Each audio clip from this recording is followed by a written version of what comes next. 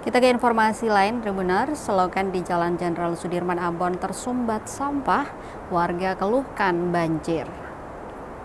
Saluran drainase di sepanjang Jalan Jenderal Sudirman, Kecamatan Sirimau, Kota Ambon, khususnya di jalur dari arah Galala hingga depan Maluku City Mall, kini dipenuhi tumpukan sampah plastik.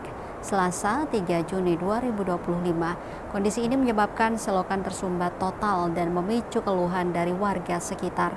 Berdasarkan pantauan tribunambon.com di lokasi, sampah plastik yang mayoritas berupa sisa bungkusan makanan dan botol bekas terlihat memenuhi seluruh badan selokan.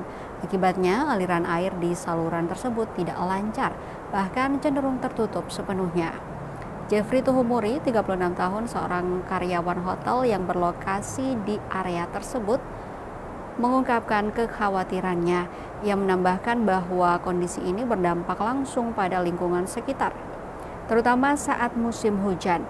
Mewakili warga dan pelaku usaha di sekitar Jalan Jenderal Sudirman, Jeffrey berharap pemerintah Kota Ambon segera mengambil tindakan. Permintaan ini menyusul kekhawatiran akan dampak yang lebih besar jika masalah penyumbatan selokan ini tidak segera diatasi, terutama saat musim hujan yang intens.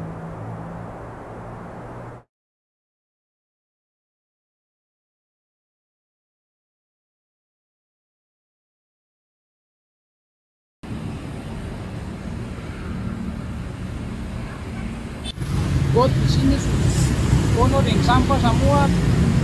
Kalau hujan banjir, katong di hotel yang kena imbasnya. Ya, mohon untuk pemerintah datang situasinya.